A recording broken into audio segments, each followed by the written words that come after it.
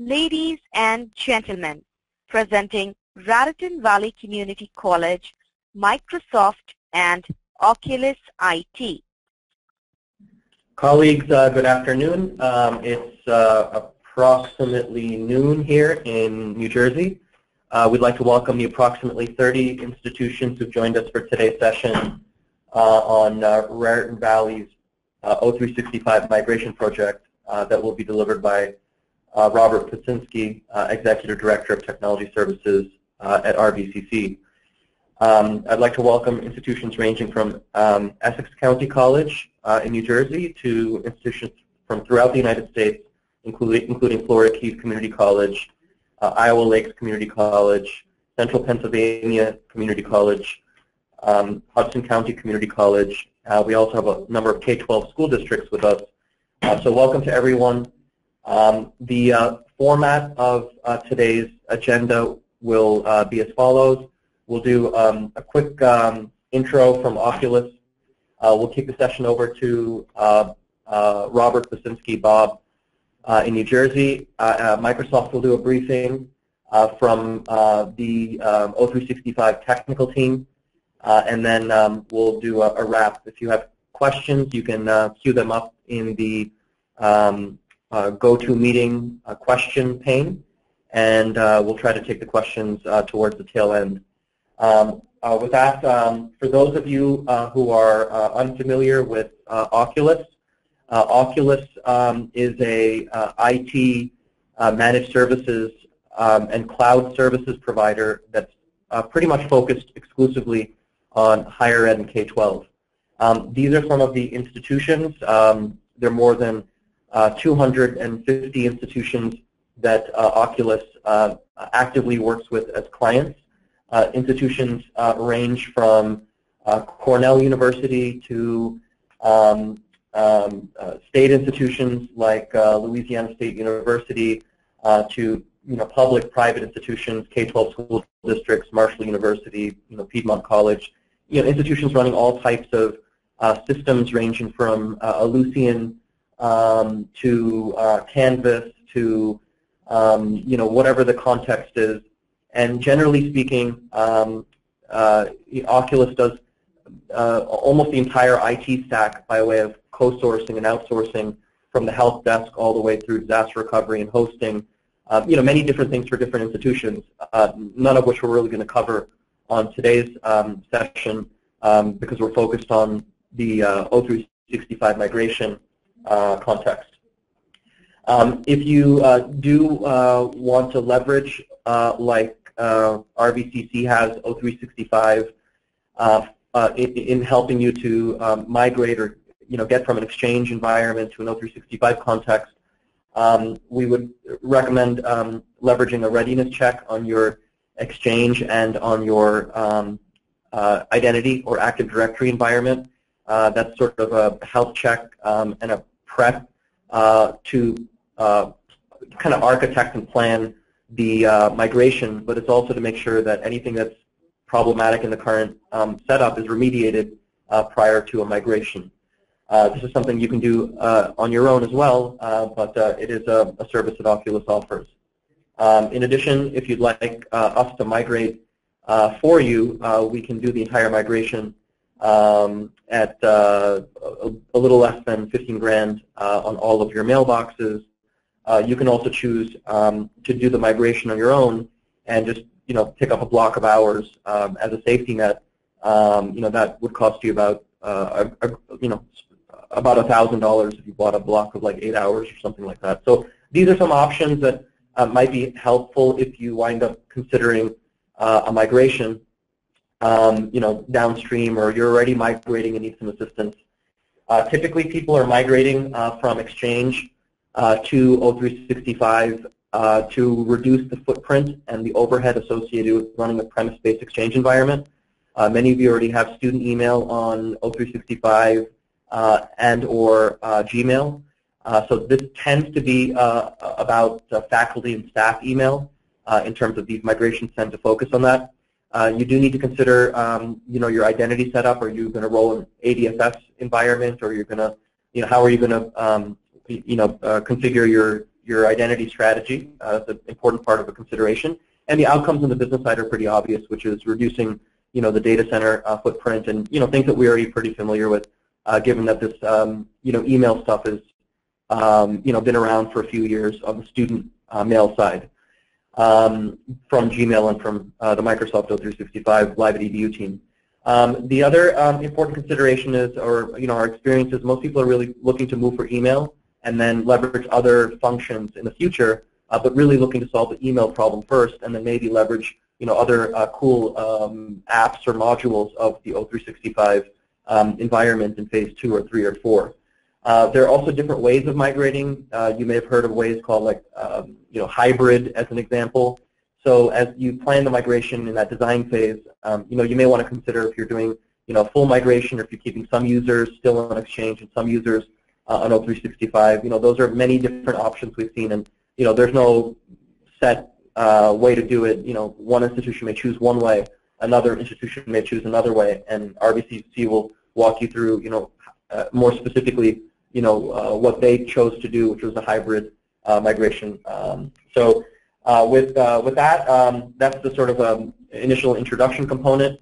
We're going to kick the session over to Robert Pasinski, who's running the IT shop there at Raritan Valley Community College. He's been in the higher ed domain for quite a significant amount of time. In terms of, as you'll hear, just a tremendous amount of experience working in higher ed and around higher ed. So he's going to walk you through a little bit about what is Raritan Valley and what did this project entail for them, so that you have those lessons learned and best practices. At this stage, Bob, I'm going to take the session over to you. Okay, thanks very much. Hello, everyone. Good afternoon. Thanks for joining us today. Just a little bit about Raritan Valley. We are a community college. A lot of part-time students because of that. Real diverse environment here. You can see some of the statistics about us, about 8,500 students, 1,400 courses, and so forth. So it's a pretty complex environment as far as technology goes. And this Office 365 project was a major initiative for us, started about a year and a half ago. So let's look at the next slide, and I'll give you a little background on where we were before we moved to Office 365. Can we go to the next slide?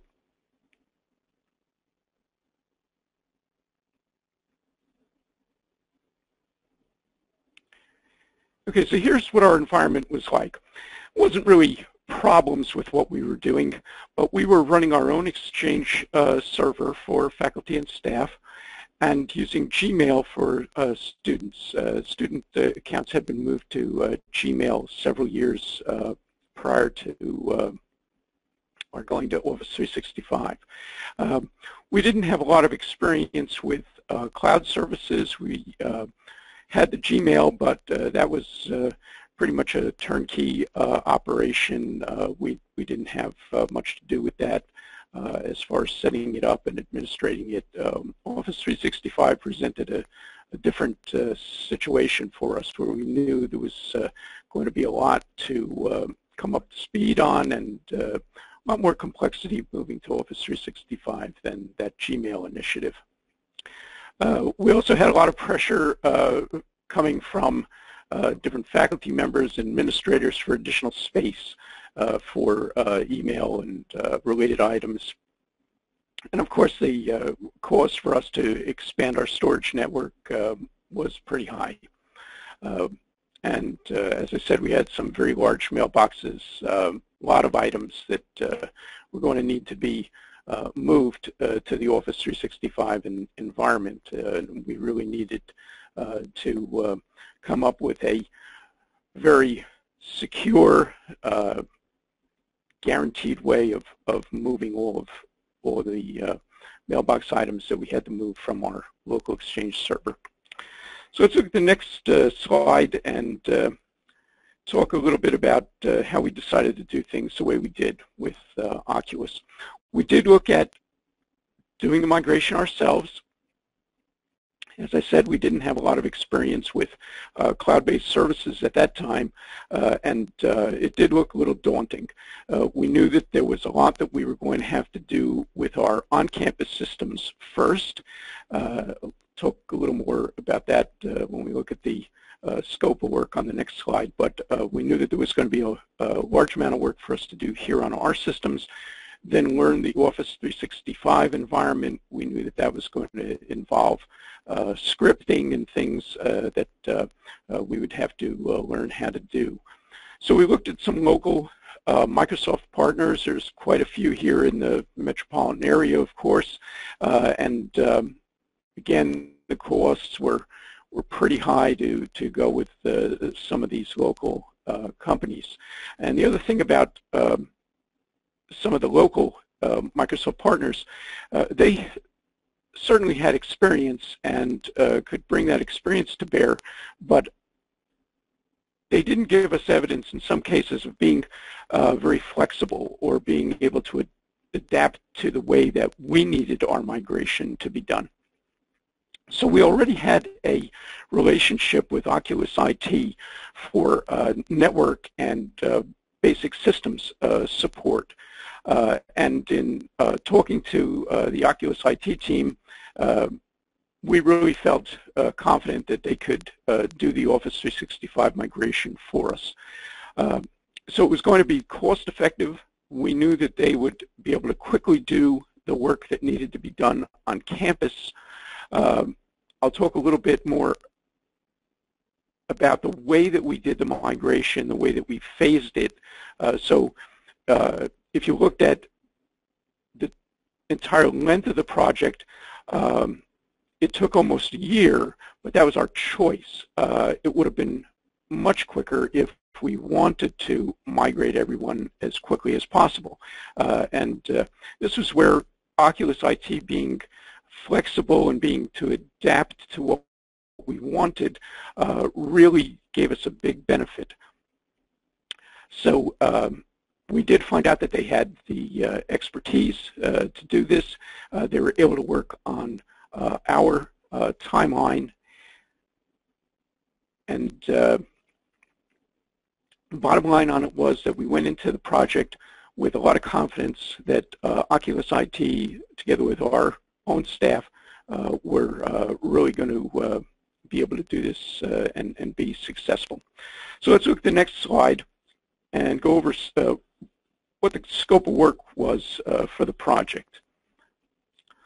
As I said, we had an Exchange 2003 server on campus. In order to move to a hybrid environment, which we knew we were going to need to most effectively do the migration, initial steps were that we had to update that Exchange 2003 server to Exchange 2010. Prior to that, we needed to do a cleanup of our Active Directory and certify that our Active Directory was going to be able to work with directory synchronization so that we could synchronize up to Office 365 in the cloud. So a project plan for those initial steps of cleaning up our Active Directory, making changes there, setting up the Exchange 2010 environment, upgrading to that. Those were sort of their own project. Our own project plan was developed by Oculus IT for those. After we got all of that stabilized, we moved into the way that we were going to proceed to migrate to the cloud and operate in a hybrid environment for a period of time. So we were going to migrate approximately 1,500 mailboxes from that on-premise Exchange server. We got Active Directory Federation Services, that's ADFS, set up as part of the project. You don't have to have that. We were also looking at some applications of that for single sign-on, but that was built into the entire project that we were doing here, aiming towards getting to a single Office 365 environment. As I mentioned, Directory Sync was set up as part of the project as well. And so we got to the point where we were going to start our hybrid migration, you might say. And here's the way that we chose to do it. First group, we set up a pilot group of users, staff in technology services, and some of our student workers to become the first people that had mailboxes moved from that on-premise server and from Gmail into Office 365. We were going to have the students do their own migration on their choice from Gmail to Office 365. So we wanted to have some of our student workers experience that, be able to give us some feedback. After they did that, we felt confident that with some simple instructions, we could have students do that on their own. Some students used Gmail very heavily, had things to migrate. Some of them hardly used Gmail at all. And for them, there wasn't really anything to move. They were just going to log into something different once they had Office 365. But that piloting by both students and staff in tech services was a key thing. We learned a lot about how the migration was really going to work. Everything from the amount of time that it took to move mailboxes. We found out that that was very dependent on the number of items that you had as opposed to the actual size of the mailbox. So it was a lot slower to move a mailbox that had a very large number of small items than mailboxes with fewer items but very large items. Those moved pretty quickly. So the pilot taught us a lot about that, taught us about what the end user experience was going to be after they migrated as well, and what we were going to have to do to address that for our faculty and staff. So that was an important point. The mailboxes, there were real technical issues that have to be dealt here. Users had to be converted, you might say, from mailbox users to mail-enabled users. This is real Microsoft back office kind of work. There were DNS changes that had to be made, of course. All that was done by the folks at Oculus IT. We had no problems with them. We knew they had the expertise to do that. And at the end, as part of the scope of work, we got some basic operating documents, provided by Oculus IT as well. So let's go on to the next slide, and we'll talk a little bit more about how we actually proceeded with all of this at the college. Can we have the next slide, please? Okay. This is really sort of the the boilerplate for the project. If you were going to do this project as a continuous process, these are the steps that Oculus IT recommended and would follow, and the project would take this period of time that they show here, more or less. This isn't quite the way that we did it, as I've mentioned, because we wanted to move people very deliberately in certain groups. So first we were going to move all of the administrative users and live with that for a period of time.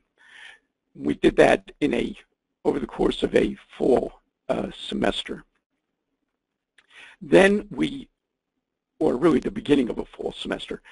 Then later in that semester, we moved faculty because we didn't want to do any of this during off periods. We didn't want to do it during a break. We didn't want to do it during the summer because we wanted the immediate feedback and we wanted to immediately see what the users needed and what they were experiencing. So for the administrative users, for example, after each office was migrated, and they were done pretty much department by department, everyone would get a notification in email the day before telling them that their mailbox was going to move the following evening. Along with that, they would be given some links to documentation. After the move was complete, they got another email that said your move has been completed.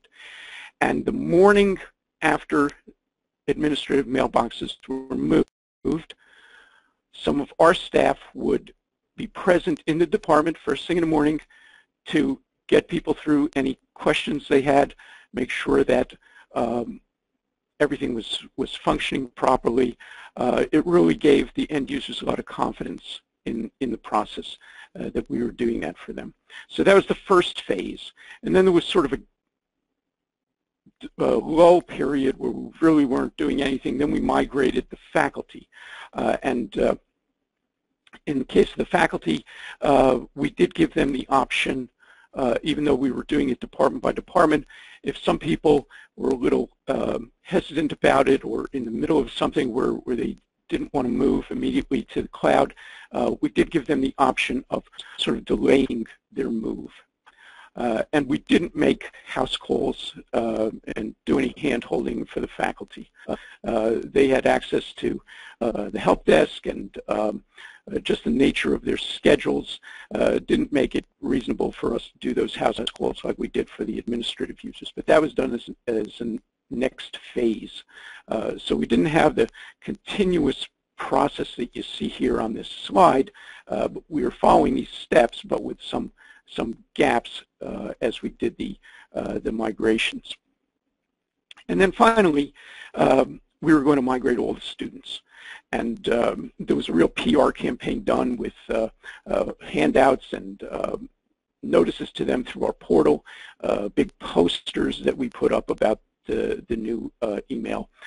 We met with the student government and worked with them to have some little walk-in sessions, and you know, as you could expect, we had very few students that chose to come to those walk-in sessions, but they did serve the purpose of, you know, getting the word out there and getting people to realize that this change was coming. And that was the final phase, was moving all the student mailboxes and the scripts that Oculus IT rather developed for us. Really, you know, were tested beforehand. They worked flawlessly when we were, you know, setting up those thousands of mailboxes for our students. You may have noticed that on one of the slides it mentions 18,000 student accounts. That's because we keep student accounts for 13 months after they leave the college. In case they come back, it makes things a lot easier to sort of get them back, you know, using everything if we retain their accounts. So it made it just that many more mailboxes that we had to set up in Office 365, and the PowerShell scripts that were used to do that, as I said, just worked flawlessly. So we can go on to the next slide and talk about some of the results of the whole project. Going into the project, as I said, we had quite a few steps to do. Quite a bit of project planning was done, both for the work that had to be done here on our systems, and then the move to the hybrid environment, and then the move to the complete Office 365 environment. Estimate going in was this was going to take just under 100 hours, 99 hours. The actual clock time, you might say, or person hours that were put in by Oculus IT was about 61 hours. So they came in a little under what the estimate was. We weren't really, you know, watching the clock during the project. We weren't really concerned about how long each of those steps was taking. We just had ones that we had set out for when, for example, the Exchange 2010 environment was going to be ready, when Office 365 was going to be ready for that pilot group, when we were going to be ready for administrative users, and so forth. So Oculus IT had no problem whatsoever meeting the milestone dates that we had set out. And through the whole process, a key element was the communication that we had with Oculus IT. This is something that's really integral to the way that they do work. Since they're off-site from us, regular communication through scheduled conference calls and email distribution lists so that everybody on the team, both on the Oculus IT side and the college side, always had the most up-to-date information about the project. That communication was really, as I said, key to making the whole thing a success, and Oculus IT really has the methodology to make that communication work. It's really, as I said, integral to the way that they do projects. So that was very beneficial to us. So let's look at the next slide, just to give you an idea what the end result was here. This is just, really straight out of the box setup. We still have our on-premises Active Directory. We're syncing through DirSync up to Office 365. We're using ADFS to federate and allow authentication from the Office 365 side. And all of our users are now using Office 365 exclusively.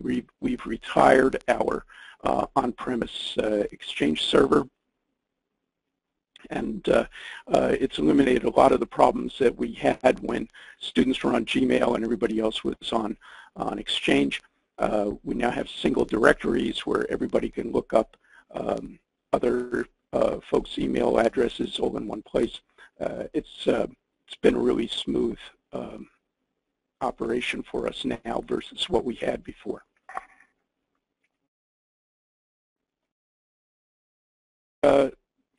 Let's look at the final slide, some of the outcomes and what we've learned from the whole project. That Exchange 2010 was implemented. We used that for quite a period of time. It was an improvement, of course, over our old 2003. It was a little easier for us to administer. So that was a plus, even though we knew that it was a short life thing. That was a real plus for us that we finally got to Exchange 2010. The ADFS, as I said, was going to be used for some other efforts to set up a single sign-on. So that was another advantage of doing it as part of this project is, we now have that server here and are able to utilize that. And of course, the final outcome was that, as I said, all the users are now moved to Office 365. Everybody's in the same environment, using the same directories, authenticating the same way. It's really been a good improvement for the way that people have to use the system. Lessons that we learned. I've mentioned the pilot group a few times and everything that we learned from that. That was really important. And we really needed that pilot group to cover the bases. So as I said, we had students, we had staff from our department. We didn't involve faculty and administrators, but what we did was to sort of emulate those folks with our tech services staff. But that pilot group was really important to learn a lot of things about what people were going to experience, what we were going to have to do for them for support, so forth. Providing the documentation and the hand-holding to the administrative users was really important for them. It made them feel more comfortable. They could see that they weren't really going to see changes in going to Office 365, having those house calls, those visits the morning after their mail was moved, really was good for them, and it was also good for us. It sort of raised the profile of some of the people on our staff. So that was a good step that we provided that hand-holding.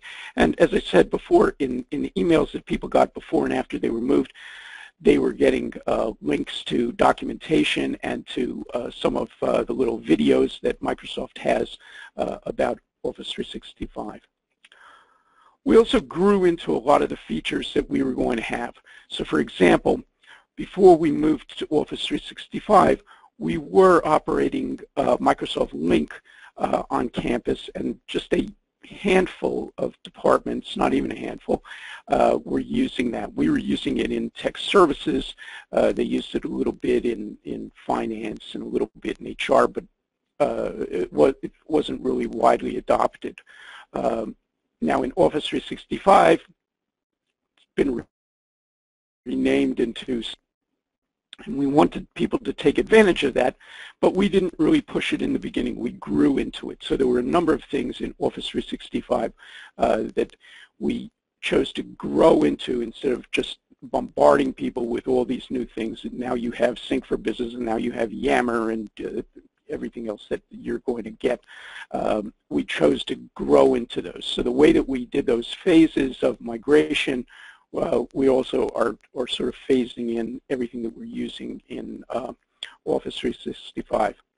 And the bottom line on working with Oculus IT is they really worked as a trusted partner. As I said early on, they were flexible. They worked with us on our schedule, with the way we wanted to phase things, with the additional things that we wanted to include in the Office 365 project that weren't necessarily Office 365, things like the Exchange migration and the ADFS and the AD cleanup. They were flexible about building all that into the project plan and then working to hit our milestone dates and working on the way that we wanted to phase the migrations. So it was really a partner effort, and that was really what made the whole thing a success. So that's the end of my story, and I'll turn it back to Oculus IT. All right, thank you so much for that, Bob. Those are really kind words, and thank you for the detailed walkthrough about the project. I have a couple of questions which have come my way, but I'll hold on to those for the moment. Coming up next, we have Tatin Anamu. He's the O365 technical architect from Microsoft. He'll be walking us through the various components of Office 365 and the licensing pieces. For the rest of everyone, if you have any questions, keep them coming in the question screen. We'll be taking them shortly. Tatina, over to you. Thank you so much, Paul, for having us here. I guess let me start here by commending the work here of Oculus IT in how they are enabling educational institutions to come on board the Office 365 product here. We strongly recommend Oculus IT here and for educational institutions to leverage their expertise and the resources that they have here to help you implement and deploy Office 365. Here at Microsoft, we're so excited for the Office 365 platform that we've enabled here for the educational domain, basically moving the entire Office suite to the cloud and enabling our students to access our resources here from any device at any location without any restriction. Our ultimate goal here is to boost productivity and collaboration within the educational industry as a whole and make better use of the facilities that students actually have access to in college. So with the Office 365 platform here, it's a multivariate platform where students can save data to the cloud and can be implemented through an easy click and run solution here. All right, I guess we can move on to the next slide and talk briefly here about the offering that we do have within the educational portfolio here. So with Office 365 for Education, you do get the standard services, use your Exchange Online for emailing, Skype for Business, SharePoint Online and OneDrive, the Yammer social networking, and e-discovery search platforms. You also do get the Office platforms through the online version for Office Online as well as Project Online, as well as advanced services for e-discovery and in-place hold, data loss prevention, utilities as well for different compliance structures. We've also included analytical tools like Power Pivot Visio Services, Power BI, as well as unified messaging systems for voicemail support, integrating it with an inbox solution there. Our educational platform here also allows our users here to add additional services to their subscription for things like rights management services, which allow for encryption of email and documents either at rest and during transport. We also have here provision for Office 365 Pro Plus, which our end users here in the educational domain can get for free if they license their entire full-time equivalent staff and faculty. So all the students would then get the Office 365 Pro Plus for free.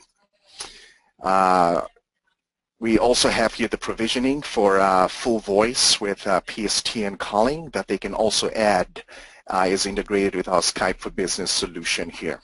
So briefly here, this is just an outline that we thought we would discuss with you here with our Office 365 education platform. I guess we'll yield back the balance of the time back here to Oculus IT. Thank you. Thank you so much for that, Tatenda. So just to reiterate to everyone, the Microsoft licensing is now completely free of cost for everyone. And should you guys be interested in availing it, you can always get in touch with your Microsoft account manager, or you can always reach out to Oculus IT since we are authorized Microsoft partners as well. Moving on to a couple of questions which have come our way, and Bob, this is the first one, which is for you. The first question that I have is, would you suggest anything that you would, if you have to do this project again, anything that you would do differently, or any thing which you would suggest people to look out for when they are contemplating on migrating to O365? I think we might have done it over a shorter time frame, based on the success that we had and how smoothly it went. We might have compressed it a bit. We purposely phased it out for the different groups of people. Like I've said, in hindsight, we probably could have done it over a shorter period of time. That's the main thing I think that I would have changed. The other thing that we thought about but didn't really spend much time looking into was whether we looked at a different way of being, or at least offering something to students to migrate what they might have had in Gmail over to O365. We didn't have too many people that were really, using everything that was there for them in Gmail, so people weren't storing files there and really, using the calendar or anything like that. At least not in large numbers. So that wasn't a big issue, but for some people it was an issue. And we found out, kind of after the fact that maybe we should have put a little more effort into giving them some tools or at least advice on how to migrate materials from the Google apps to O365. But the big thing was the scheduling. We could have compressed it, and that would have made life a little easier for us. Perfect. Thank you so much for that, Bob. I hope, Peter, that answers your question. The next one is again for you, Bob, and this one's from Andrew. He would like to know, did you have to perform any Exchange upgrades, or how did you perform those upgrades? I believe that's what he wants to know. 365. Well, as I said, yes, we did. We were running Exchange 2003, and you can't operate in a hybrid environment with 2003. So we had to first upgrade to 2010, to Exchange 2010, and then we were able to set up what Microsoft calls a hybrid arrangement, so that we could have some people on our on-premise Exchange 2010 server, while other people were already in O365 in the cloud, and we could have synchronization between those. We could share directories and calendars and things by doing that. So since we knew that we weren't going to migrate everybody, in one fell swoop, it was going to be, phased out in different groups, we knew that we had to operate in that hybrid environment, so that necessitated our move to 2010. And sort of related to that, we knew that we had to do a bit of Active Directory cleanup. So we did do those steps as preliminary steps to the actual move of mailboxes, from the on-premise Exchange into O365. Perfect. Thank you so much for that. That was all done Sorry? by Oculus IT. That was all done by Oculus IT. We didn't do those upgrades ourselves. Perfect. I was just going to say the same point. So Oculus IT did the upgrade from Exchange 2003 to Exchange 2010, and then took them to Office 365. So I hope that answers your question. Bob, this one's next for you and for Tatinda both. They would like to know if you are currently using SharePoint or OneDrive. We have our own SharePoint form on campus, so we're still using that. We've looked a little bit at the SharePoint that we could take advantage of in O365. We just haven't really started to move anything there yet. We probably will in the future. OneDrive, as I mentioned, we are sort of growing into different things in O365 with people. So we provided information. We know that some faculty members are using OneDrive. A lot of people here in tech services are using it. We just haven't gotten to the point where we really want to promote to all the users that they should be taking advantage of this. It's pretty much been the case that we've provided information and people have chosen on their own to utilize OneDrive. Again, I think in the future, we'll probably make more of an effort to, really take advantage of what it can do, all the space that it can give people, that they could use it for essentially backing up files, if nothing else, simple things like that. We just haven't gotten to promoting that yet. So it's been on a self-selected basis that people are using OneDrive. Sure, and maybe just to add there as well on Bob's comment there. So with Office 365, we've allowed a very flexible platform, especially for collaboration and productivity there, where you can leverage whatever resource that's available within Office 365 as you see fit for your business needs there. So with our SharePoint, for example, we do have provisioned it for redeployment where you can actually still maintain an on-premise SharePoint server and integrate it with the SharePoint online server. Or if it's a complete migration or a complete startup, you can leverage the SharePoint online server through SharePoint Online. Very simple configuration for end users to implement SharePoint sites there, as well as the OneDrive functionality. So it's very flexible use depending on the organizational needs there. Thank you, Tatin and Bob. The next question that we have is from Michelle. She would like to know, have you explored the Azure AD and the Azure Connect, and if you're using either one of these currently? Well, we are working on that right now, again with Oculus IT. We don't have any particular deadline in place or any real schedule for that yet, but we are looking at it. We've looked at the 3 versions of AD that you can have, and we intend to move into it. It might not be until next summer, but we are looking at that. We are working with Oculus IT and Microsoft on that.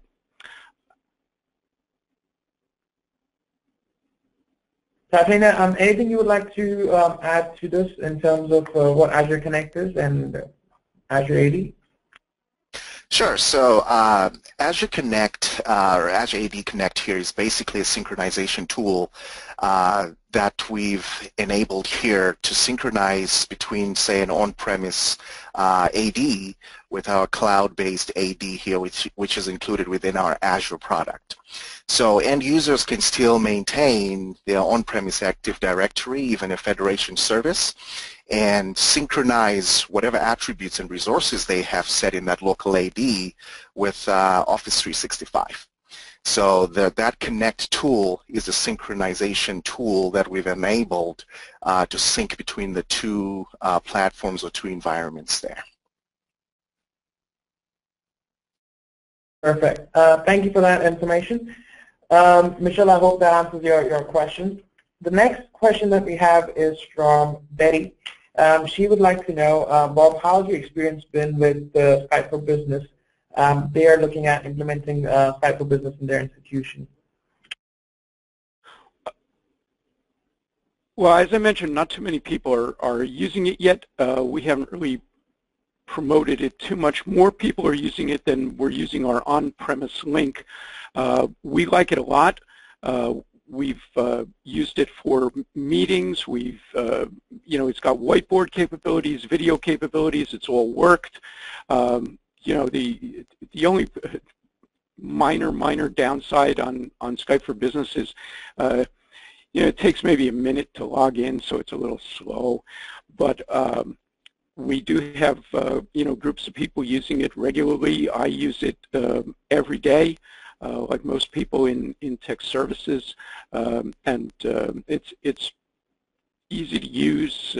We don't have to teach people how to use it. A little trial and error, and you're able to use all the functions. It's pretty self-explanatory. I think it'll be a hit as we promote it more. Everybody knows it's there. I think they just need, maybe some workshops, and maybe we'll do some outreach to some of the departments that we think would really benefit from it. But so far, it's it's solid and it's a hit. Sure, and I guess just to add on as well there, with Skype for Business, we've also enabled some really core functionalities that really make a difference within the educational domain there as well. So an instructor can actually present a presentation, say a PowerPoint presentation or a Blackboard presentation directly through the Skype for Business platform there. And students can actually conference in and watch an entire lecture that way. We also have a functionality which is really great for remoting into desktop clients through Skype for Business. Request remote access when you're conferencing with someone and actually remote into their desktop and take control as if you're the actual user who's using that desktop, just like the traditional Windows remote desktop functionality. So those are some of the core features as well that we've included within Skype for Business that the educational domain there can leverage as well. Perfect. Thank you for that, Tatiana. So I think that's all the questions that we have. Thank you. I want to just thank everyone for dialing on today. Thank you to Bob and also Tatiana. Once again, Oculus ID, we are currently running these promos over here. You can get a current your environment audited completely and make sure how ready you are for migrating to Office 365, or if you're doing the migration yourself, have a second set of eyes. Ensure that you have all the migrations been done correctly and the documentation, everything is in place for under $2,500. And also with that, make the most of the Campus AI grant, which allows you a grant of up to $20,000, dropping migration cost to just under $15,000 a month. just to say over here from past experiences, I'd like to add that Oculus ID strongly recommends everyone to get an audit done every 6 months just to make sure that your systems are running correctly, and have an external vendor audit your environment and ensure that there's no loopholes or anything which needs to be fixed. So I think that should commence our webinar for today. Thank you to all the institutions who have taken out time for this webinar. Our representatives who got in touch with you would be sending you an email with the presentation along by the end of the day today. So we would strongly recommend you to get on a one session with them, or you can get in touch with me. My name's Paul. I'm the business development manager here with Oculus ID. With this is Oculus ID signing off. Thank you, and have a pleasant rest of the day. Thank you. Bye bye.